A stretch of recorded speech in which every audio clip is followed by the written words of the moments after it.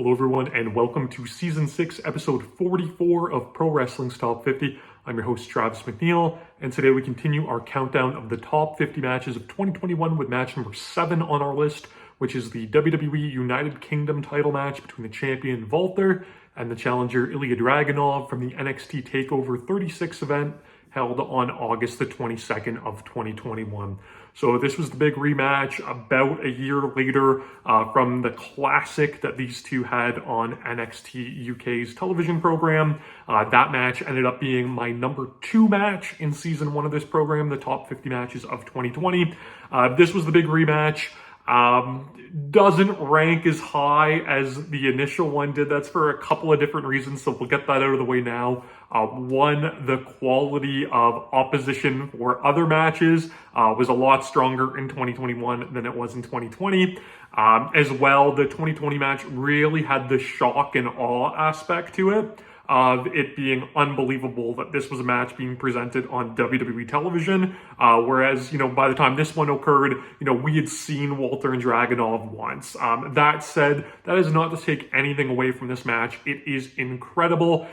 It stands right up there with the original encounter. Just overall, I think I slightly prefer the original encounter that they had, but either way, like I said, if this match would have been held in 2020, it would have been right there at the top of the list as well. There's just a few matches that we'll get to that I think were better in 2021. This match is incredible, though. I talked about it in the original video in season 1. These are two guys that if you had seen them wrestle prior to them, matching up for the first time on WWE TV, you would know what to expect. Two absolutely amazing custom-built opponents for each other. Walter hits, harder than anybody, especially with the chops. Ilja Dragunov is one of the toughest professional wrestlers ever. That dude just takes a licking, and he's also not afraid to fire it right back. And you get this amazing, built-in, and it's funny because, Dragunov's the Russian, but it really does feel like a Rocky Balboa versus Ivan Drago, fight between these two when it happens, with Dragunov playing the Rocky role, of course. This dude gets beat pillar to post. More often than not, he loses, but every once in a while, he can scrap and scrape and claw and fight and pull off the victory, and that's ultimately what he does in this match, and it's a great moment. So this occurred at the NXT TakeOver that actually followed SummerSlam 2021. So normally the big takeovers occur before, the big WWE pay-per-view. They went the opposite route here, and this was held at the CWC, where the WWE, had started doing NXT tapings after moving out of Full Sail during the pandemic. And, there's a part of me that really wishes that either one, this match happened in a big arena like the venue that held SummerSlam, like those big takeovers would, just because, not to say the crowd wasn't hot for this match, because they certainly would, but it really felt like it deserved the bigger appeal. Or, the flip side is, I really feel that this match needed to happen in the UK in front of those fans to give them their proper payoff. This UK title is just constantly changing hands in the States. We saw Pete Dunne beat Tyler Bate in Chicago for it. We saw Walter beat Pete Dunne in Brooklyn for it. And now we have another title change. Huge amounts of times between these title changes. Walter was champion for 870 days going into this match. So it sucks for the UK fan faithful that outside of the initial title tournament, they've never got to see this title change hands on their own soil. And having a crowd, based in the UK, it might even add more juice to it because they would be familiar with these guys. I think of like the Tyler Bate versus Walter, TakeOver match, TakeOver UK match that was incredible. And I imagine a match like this in front of a crowd like that, and what more it even could have been to help elevate it. This match has a phenomenal built-in story, though. You have Ilja Dragunov, who wrestled the match of his life and was decimated by Walter in their initial encounter. This led to kind of a weird, maybe slightly over-the-top storyline where Dragunov, went to the dark side and became too brutal and was assaulting his opponents and going too far in matches. And having to control that, but it was all in a way to build him back up to this match with Walter and be able to match him on the brutality front.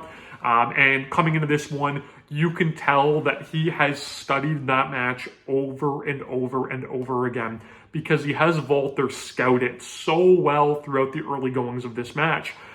Where, just the opening, he's ducking all of the chops that Walter is throwing and peppering them with his own chops, and that's, frustrating Walter.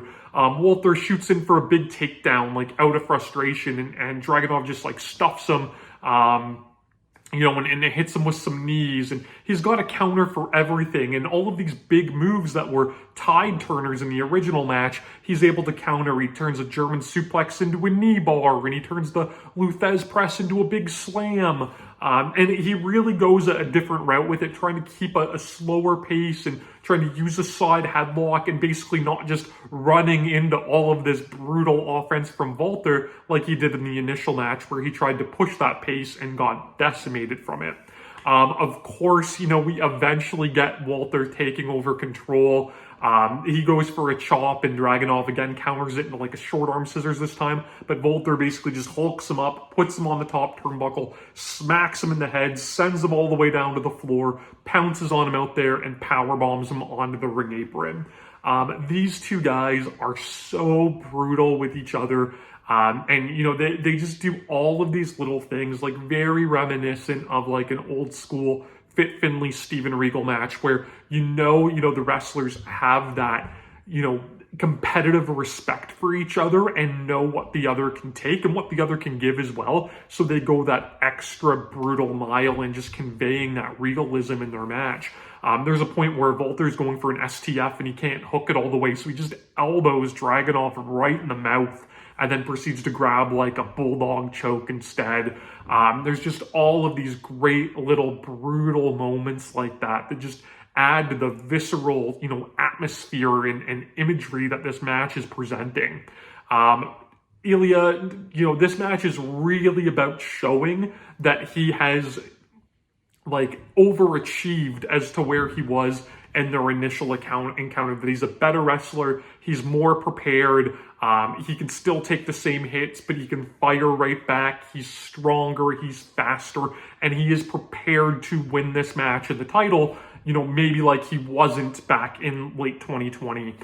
So there's a moment where Walter goes and grabs the choke, which is how he wins their initial match, and he tries to transition it into the power bomb, but Ilja gets this great moment of just hitting like a deadlift back body drop to counter, and he's so great just throwing lariats and throwing his body at the bigger Walter, but again, Walter on the other side just makes him pay over and over again. Dragunov goes for the 6-1 line, that like wacky kind of clothesline thing he does, where he does like the tiger feint into the lariat, and Walter just sees it coming a mile away and catches him with a big exploder.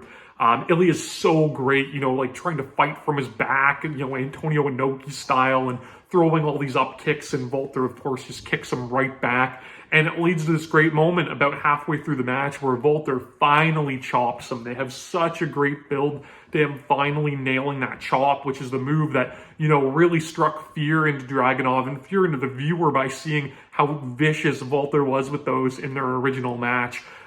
So he finally gets these chops, and of course Ilja's chest, is completely ripped open, just like it always is whenever these two fight. But he's so great just fighting back with anything he can, with knees and like chops to the neck and head and elbows and knees and just everything that he can, every, point of his body or thing that he can strike a forceful blow with, he's trying to do. But he goes back to making those mistakes he makes in the original match when he kind of has to take that fight or flight approach, and he tries to bring the fight in, but, for example, he jumps right into a huge lariat, which is brutal. But then again, it leads to this great moment where Walter is building all of this frustration throughout the match that, not to say their first match wasn't a war, but this one is certainly not the cakewalk that one was by, comparatively speaking. So he just hits this just disgustingly brutal chop to the back, which, is one of the most disrespectful kind of things you can do in wrestling. Tracy Smothers would say it's goddamn unnecessary on old commentary. And this causes, Ilja to fire up, and you just get this great visual of this man with this purple, bloody, raw chest, and he's got stitches in his head from a previous match, and he just looks like a complete lunatic. But, he fires back up and hits these lariats and hits a back chop of his own, hits a big German suplex, and, Walter grabs him by the throat and starts slapping him, but, Ilja is able to throw his arm off and hit a big enziguri kick and a big deadlift slam for 2. He starts, hitting back sentons off the top and missile drop kicks, and he finally hits 2 back-to-back torpedo Moscows, one to the back of the head, one to the front. It only gets him a 2. My biggest qualm with this match is, because this is being, held in NXT, you get that moment of that NXT overacting, I'll call it like the Adam Cole spot, the backing up and the shock and awe that you couldn't win the match, and the frustration and the emotions all going through. And, I get it. Like, I guess those spots have their place, but it felt, it felt artificial in a match like this, especially in a match where in the first one it felt so real while they were shouting at each other in their native tongues and all of this stuff. To add that extra, forced kind of over-the-top theatrics, it felt foreign to this match, and it didn't jive with me. Thankfully, they keep it really, really short, and, Dragunov goes back on the attack, but just for that brief moment, it took me out. So that's the biggest criticism I can give about this match, and if that's the biggest criticism that I can get, that's some nitpicky stuff, so it tells you what a fantastic contest it is. And going into the final run here, Dragunov is just throwing chops to all sorts of parts of Walter's body, but he runs into a big chop and does this amazing just crumpled selling off of it. And it's so funny because, you wouldn't think of a chop as being a legitimate near fall, but they've built the chops up so well through Walter's WWE tenure, so well in their original match. And Walter actually beat Tommaso Ciampa with a chop WrestleMania weekend 2021 at TakeOver Stand and Deliver. So it's been used as a finish. So completely viable finish. Dragunov selling off of it. It was great. He just completely crumbles taking the chop. But it's only good for 2. Walter, he tries to go up for the splash, and Dragunov fights him off with the superplex, but they do this great run too of Walter looking like he's just not going to be denied. He, hits a big John Woo drop kick and hits 2 big power bombs and goes up top and gets the big splash. And it seems like he's going to seal the deal, and maybe they'll hold off and try to complete a trilogy in the UK. But Dragunov is somehow able to kick out. Walter tries to ground and pound him.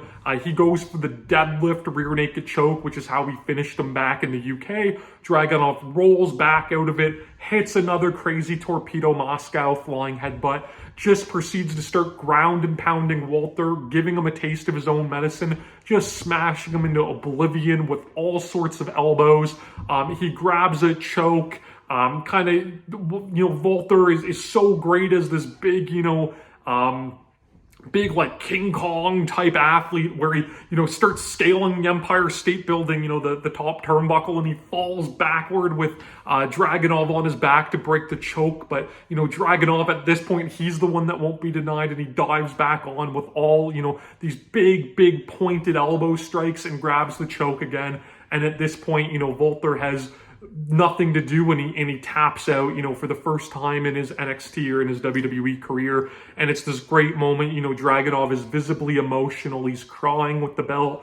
The man has a phenomenal story, if you've never heard of it, of, trying to give his family a better life, coming from Russia. And it's just this great, feel good kind of real sports, real boxing or MMA or Rocky, for the movie comparison type feel. And it's a great moment. One that I wish, he could have won, in front of his European brethren, but one that I'll take nonetheless. An incredible match. Again, it is amazing, that the WWE would allow matches this physical. If you're an old school fan, you would see, nothing like this, back in the 80s and 90s and even the 2000s. So it's insane just to see these guys take the exact type of match that they would do on the independents that, got such rave reviews and buzz, and be able to completely seamlessly transplant it into the WWE environment. This match, of course, you can watch it on the WWE Network if you're outside of the US. If you're inside the US, it's on Peacock. You can subscribe to my channel here on YouTube so that you never miss a video. Follow me on Instagram and Twitter at Wrestling50. And please join me again next time as we continue to count down Pro Wrestling's Top 50.